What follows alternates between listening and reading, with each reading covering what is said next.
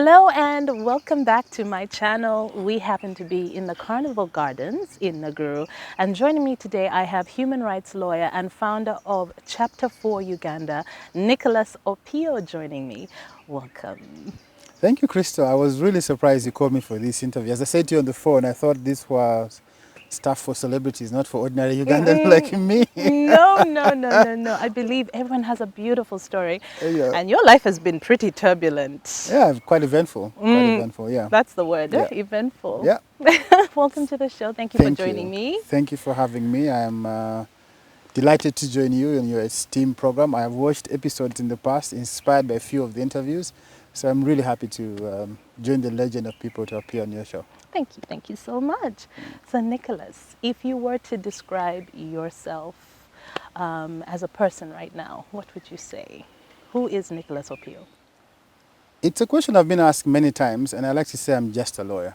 Just a lawyer. I'm just a lawyer in town, a human rights lawyer in Just town. living your life. Yeah, Trying to help others. quite a lucky guy, I must say.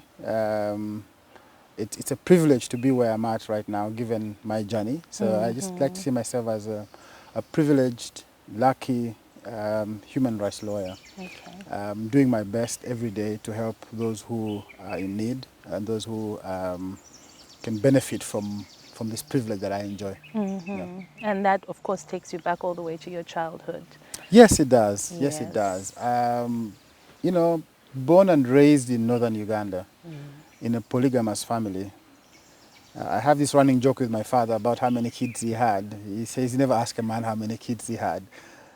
How many do you He know? had officially 3 wives, and many others that he hadn't married, that he had kids with, and he had many children. So I grew up in a polygamous family, a deeply polygamous family, a traditional actually family of a strong man with many wives. My mother was the last of his official wives, and the only surviving one. The rest have sadly passed on. Okay.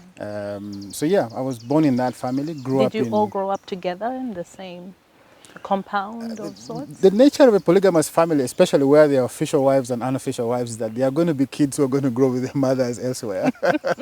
But the vast majority grew up in the same compound for a very long time until the war, separated us. So yeah, I'm a twin. I'm born to a twin sister, and grew up in northern Uganda at the height of the conflict. In northern Uganda, many of my friends and colleagues lost their lives. Many of them have not had the privilege to finish school. Even those who are a lot more brilliant than I was at the time haven't had the luck to finish school. My own sisters, my own brothers were abducted by the LRA. For many years, I was one of the kids sleeping on the streets of Gulu town called night commuters. And yeah, from that difficult childhood, sometimes having to jump over dead bodies to go to primary school in the morning, I'm here as a lawyer. So that's why I say it's a privilege. Yes. It's really a Yes. privilege. How old were you when you had your first understanding of like what was actually going on? I must have been about 6 years old in 1986. My father, who was a British trained lower primary vernacular teacher, was quite the guy in the village, not just because of his many wives and girlfriends, but also he was the guy with the bicycle in the village. Not many people had Ooh. bicycles. Okay. His house had sofa sets. Not many houses had sofa sets. So we grew up. He was a man who was revered, was honored, was admired in the village. But 1986 happened. The government of the day fell, and so we had to go back to the village and begin to live a village life. Okay. So you were in town before that? Yes, we were in the outskirts of Gulu town. Now, my father had to relocate his family, partly because the new government had gone out on a revenge against people they thought were sympathizers of the previous government. And so my father, a strong UPC mobilizer, was being targeted by the new government that came into power in 1986. And on the other end, the people who were in government, who had now become rebels, also wanted him to join them. So So stuck in the middle. stuck in the middle for a very long time. So life was exceedingly difficult. And you could begin to see the pain in your father's eyes, in your mother's eyes, when government soldiers at the time would come and beat up my mother and defecate in her cooking pot, or urinate in a drum of, local brew she was brewing to make a living. Both of them were teachers and now have to do all this odd work to make a living. You see your father lining up for relief food, a proud British trained individual lining up to receive relief food from, relief organizations, Norwegian Refugee Council, World Food Program. So you saw the humiliation in his eyes and you felt his pain. But he also had cows. Our cows were herded off into lorries by government troops on the accusation that he was supplying food to rebels. So he lost his livestock. We moved from a life of relative comfort to complete destitution. Everything was taken. Just changed all of a sudden. My stepmothers and my mother and the rest would sneak into Gulu town to buy salt, soap, and basic necessities. On their way back, my stepmothers were gang raped by government soldiers, and my own father was abducted 7 times by the rebels. So you begin to see pain as a child, and those kind of things stick to your mind forever. Exactly. Yeah. I mean, we understand what PTSD, or we're beginning to understand what PTSD is. Yeah. And it's funny how right now, at least in the last 5 years, we've been seeing more conversations around mental health. Yeah. And I think a lot of people could not even begin to understand, because I thought, extreme trauma would contribute to difficulty in mental health. As someone, you talked about, a young boy jumping over dead bodies, seeing this happening around you. Did you ever seek therapy with time over the years? How did you cope? As a child, actually, sometimes it was fun. Sometimes it was fun because So you couldn't really comprehend? we could, but you see, having to leave your father's house at night to go and sleep in the bus park, in churches, on shop verandas, Because it was you, safer? because it was safer to do that. The rebels would come for young kids, so your parents would unleash you in the evening to go and sleep in the middle of the town, which was fairly safer. But going to town in the middle of the night afforded you as a child the opportunity to do the things you never do when you're at home. So it's somehow fun. So we saw the fun side of it. We did things we would never have done in the places of our mother and father. But what that also did was to, at least speaking for myself, set me on a journey of introspection. First, there's anger, because my father's way of teaching us English was to ask me to listen to the BBC every evening. And there we were. And that afforded me the opportunity to understand the world and compare the world outside with the world I was living in. So there's a sense of confusion. Two very different realities. A sense of confusion, and at some point anger, that I channeled into this whole desire to be better, this whole desire to work hard and extricate myself from that sort of situation. So yes, there was a bit of anger, but I used it as a springboard to inspire me to do better. I've never sought mental health treatment, but I've seen the real impact of trauma on people's mental health in northern Uganda. I think there are studies that show that there's high rates of suicide now, of alcohol abuse in northern Uganda, primarily because of the effect of the war. You have a generation that has grown up in trauma, that knows nothing but violence and war, and that generation is now struggling with the impact of that kind of life. Yeah.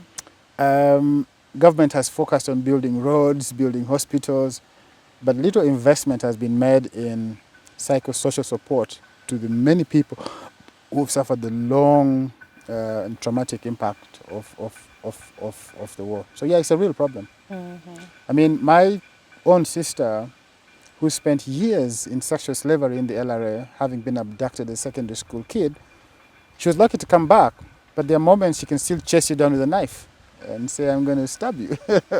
So you see it even in our own family, that there are people who still struggle with these issues. Yes. Okay. Yeah. So you said you used that anger as a springboard to get yourself out.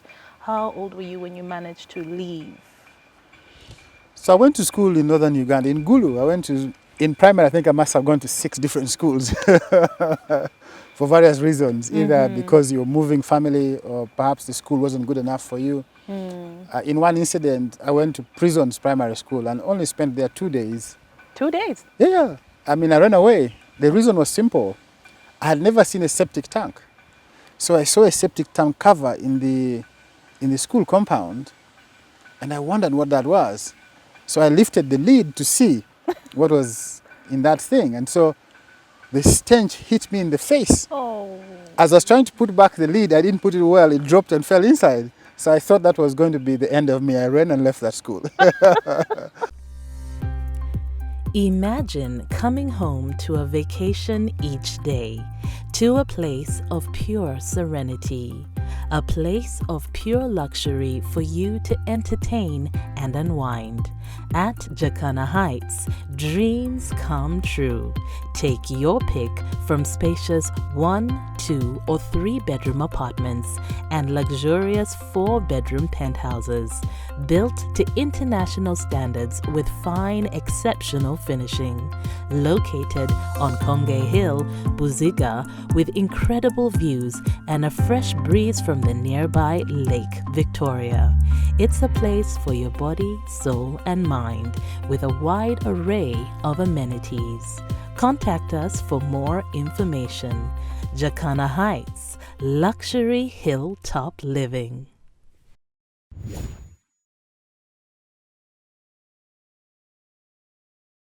So I went to 6 different schools in primary school, but eventually made my way to St. Joseph's College Laibi in Gulu for my O-level. A fantastic school. It used to be the best school in northern Uganda, but also one that was quite difficult to study in. Laibi was a school that we had rice, I think, on the 19th of March every year, which was St. Joseph's Day. The rest of the days, the food was Once terrible. a year? Yeah, the food was terrible. We had to go to class with your plate stuck inside your shirt. If you hear the cooks pounding the posho, you had to line up 2 hours before meal is served. You know, so life was really hard. The food was a luxury. It was. How are but you with posho now? I still love posho. I still Oh. love posho. Good for you. I know You so know. many people like they can't touch it because of boarding school. No, I still love it. I still love it. You know, but also you thought that being a night commuter would have ended with primary school because you had gone to a boarding school. But there was several times when we used to study in the day and sleep in town in the night. Because Even when in I was in school? O-level, it was about the same time the government forces began to force people out of their villages. They would throw bombs, and there was reprisal attacks by rebels. And our school being a boys' school, it was rumored that the rebels wanted to come and recruit. So several times we would have to go and sleep in town. There's a funny incident that I keep telling people. On this particular night, we didn't go to to sleep in town, and we stayed. But in the middle of the night, we woke up and people were running. Then said the rebels were coming into the school compound, and we just took off. After about 4 kilometers in the middle of a swamp, when we realized we were stuck naked. Oh my goodness. There's a swamp between Laibi College and Gulu town. So we found ourselves stuck naked in the swamp. So yeah, it was. So O-level was also difficult. So was that the time you felt like you came really close? Yeah. You would, from the window of your dormitory, you would see less than 100 meters rebels torching huts in the villages, looping, bombs into the school compound. You could hear people crying. In the morning, you find people who have been bludgeoned to death, the back of their heads smashed. As a result, the school compound also became a stop point for what they call mobile troops of government who were being deployed. They would first stop in the school compound, take their rest before being deployed. So the school was full of soldiers as well. Right behind my dormitory was an army tank parked, every night. Sometimes it would fire off into the air and shake so much that the glasses on the window of our dormitory would break. And so it was really, really difficult. It was you saw this firsthand and you lived it, you felt it. It was painful. Okay. Yeah. So O levels were also very turbulent. Yeah. So when did things start to stabilize a little bit for you? No, for me, I got my relief. My cousin brother, who at the time had become a member of parliament, the Honorable Norbert Mao, he liked me, so much. I was supposed to go back to Laibi College for my A levels. All my other brothers went back there, but the Honorable Norbert Mao didn't want me to go there. So he came and picked me up and took me to a school in Jinja. That was the first time I found relief. You would sleep without fearing gunshots at night. You would go to class not worrying that somebody would come and abduct you. Was it strange? It was strange in so many ways. So we had this running joke in Gulu that if you never had a gunshot at night, something was wrong. Because you never knew. If you had a gunshot, you knew that they have encountered themselves, so they are fighting, they will go away, right? But here there's no gunshot. So it felt a bit strange. But what was even stranger for me was the cultural shock of going to a mixed school in College, Wairaka. In Laibi College, we never wore shoes. Shoes were for Sundays, Christmas, and stuff. We had sandals if you had money. If you were poor, you had lugabire. So I go to this school and pack my shoes in the suitcase and wear my sandals to go to the dining. And I go to the dining and I'm turned away and told, go and wear shoes. It was just quite strange for me. Like, why should I wear shoes to eat food? Like, You have to keep them, they're special. Yeah, and then I had to struggle with studying with girls. I was quite shy. I would never speak in class. I would sit at the back of the class. So I struggled with studying with ladies. And I think the ladies must have realized they were kind of teasing me all the time. But when I got over my fear, they regretted it. They did. Oh my, I'm not sure what you mean by that. They did. We were quite naughty kids. So throughout my school, So this I was had an A-levels. interest. Yeah, I had an interest in journalism. I wanted to be a journalist. So we began newsletters everywhere we went. At Laibi College, you had a school newsletter, which was banned by the headmaster because we had stories about the school administration. When I went to Wairaka College, I teamed up with my other colleague who was also at Laibi College, Moses Odokonyero, who is now a journalist in town. We also began a school newsletter, which was also banned by the school administration. So speaking out on human rights. Yeah. But we also had a naughty side. We began what was called a winter gossip. A winter gossip. Yeah. So our newsletter was handwritten and would be pinned on the school notice board every 2 weeks. When it was banned, we began what was called winter gossip. We'd wake up at 4 a.m. in the morning, dip chalk in water, and write sleazy stories on the blackboard in our class. Oh, no! So you came to class in the morning, and there's this sleazy stories about what was happening in the school. At one point, there was a lady who was deemed to be quite morally loose, to use a very polite language. But our economics teacher, Mr.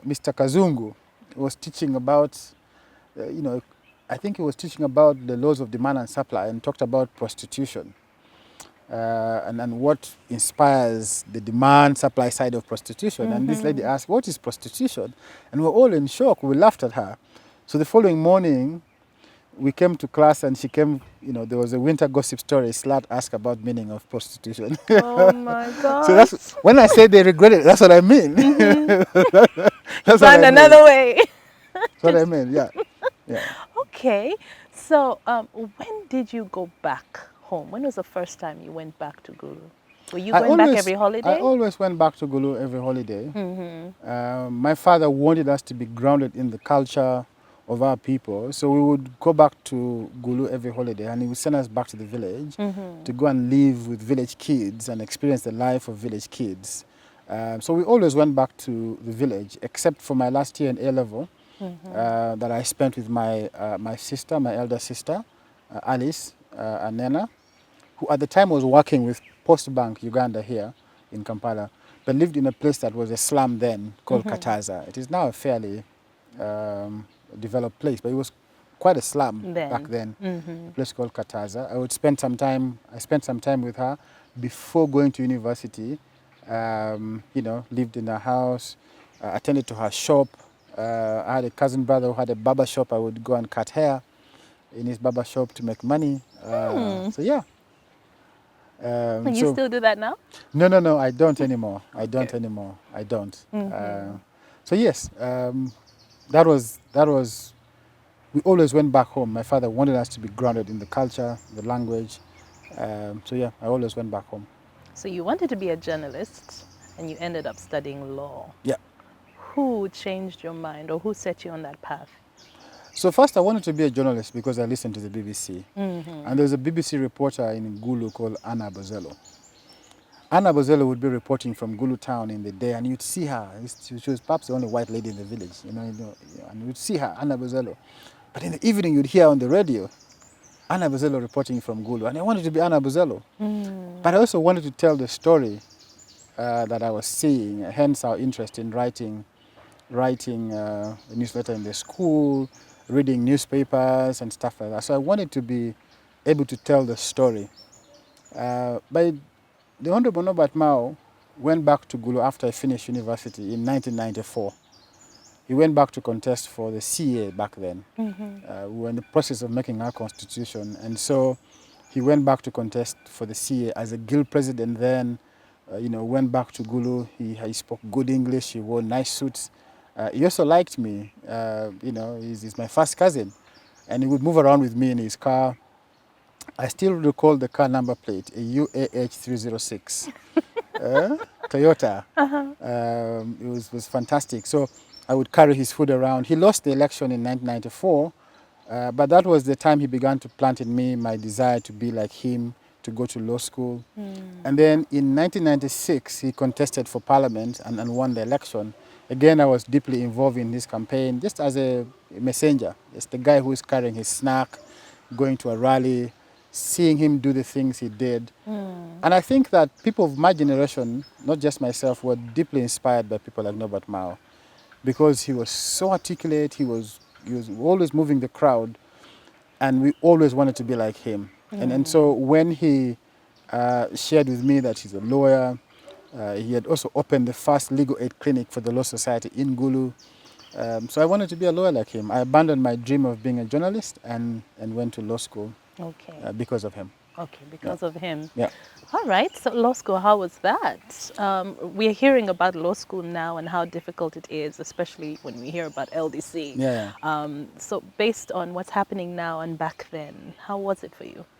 It was actually fine. Law school requires an amount of concentration that many kids these days don't have.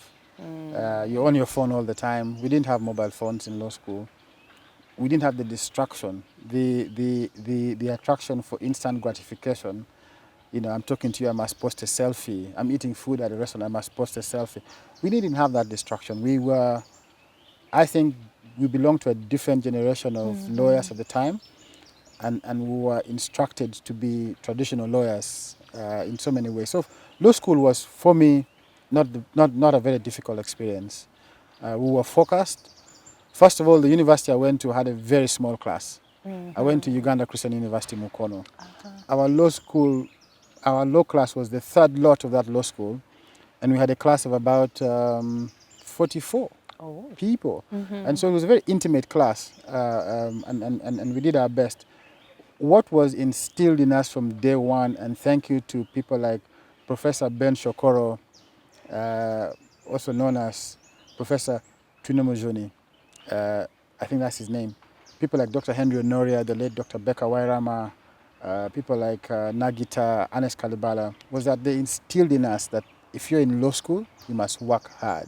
So we really just got on with it from the get-go, and we were, so law school was quite... You understood why you were there. Yeah, we were focused. We just did what we were supposed to do. LDC was a different ballgame altogether. LDC is about pressure. It's 9 months of intense training. They're compacting what you learned in 4 years into 9 months. So you required focus. If you focused, if you did everything at LDC, you have a good chance of making it through. Okay. Yeah. So, But I think these days LDC is a bit different. I think that there are too many kids there. I think that the school is struggling with how to manage the teaching staff to meet the interests of the students. So it's quite a different place now. quite a challenge Yeah, now. it is. Okay. So where did you first practice? Where did you get your start? So look, every year of my law school, I went back to work for a legal aid project of the Uganda Law Society in Gulu. In Gulu. I refused to work for big law firms. I refused to do any work here in Kampala. I went and sat in the legal aid clinic of the Law Society and worked with what was then called project advocates, people like the magistrate now, Her Worship Stella Maris Amabilis, people like Advocate Komakech Henry Kilama, people like Jimmy Madira. I sat with them. As a law student, they instructed me to go and resolve land disputes, to go and help widows who are losing their inheritance. I was on radio talking about human rights. And so I spent my entire university holiday going back to Gulu to work for the legal aid clinic. I was on radio doing human rights programs. When I finished the university, I went to LDC. I did my internship in a law firm called Nasomi. So I think it was called Mbala Law Chambers, headed Okay. by a lawyer called Ferdinand Nasomi. And when I came back from there, I went back to Gulu, where I volunteered for the land tribunal in Gulu, but also did some work at the university at the time. Helped to establish what is now called the Center for Peace and Conflict Studies in Gulu University. Left to go and do some work for the ICC, the International Criminal Court. I was helping the field investigators. At the time, a very risky job. Nobody wanted the court here. The rebels were still marauding around. If they had you working for the court, they would hurt you. So I did work for the court for a brief period of a year doing investigations as a witness assistant, and then left Gulu to come back to Kampala to join the Foundation for Human Rights Initiative, the oldest and perhaps largest human rights organization in the country. At the same time, I was studying at Makerere for my master's program. And from FHRI, I did work briefly with my good friend and colleague, Okile Ashenut, who runs a human rights consultancy firm called Akijul. And then from Akijul, did a brief stint with a law firm called AA and Company Advocates, and then set up Chapter 4, where I have been since 2013. When did you set up Chapter 4 Uganda? Chapter 4 essentially began work in 2012, but was formally registered as an organization in 2013. Okay. Yeah, in 2013. Okay, so this journey advocating for human rights started way, way back. Did you see it clearly back then? Or was it just you felt you had to go back home and, help out there? So looking back now, they say hindsight is the best view, right? Looking back now, some of the things I did, and my brother, Okot Wokorach Stephen, who works for the university in Gulu, reminded me about this 2 weeks ago and said, people don't know you. People think that you began human rights work now, or that you do it because it's, profitable. But he said, those of us who grew up with you know that you began this advocacy for others a long time ago. I was perhaps the only kid who could get along with all my stepmothers, and I would eat in any house, nobody would care. I was the only kid who would speak out if my mother did something wrong against my other stepbrothers. They reminded me of a time when I rejected my mother's grub in O level because she brought grub for us and didn't bring it for our other siblings. And so it appears that this has been in me for a long time.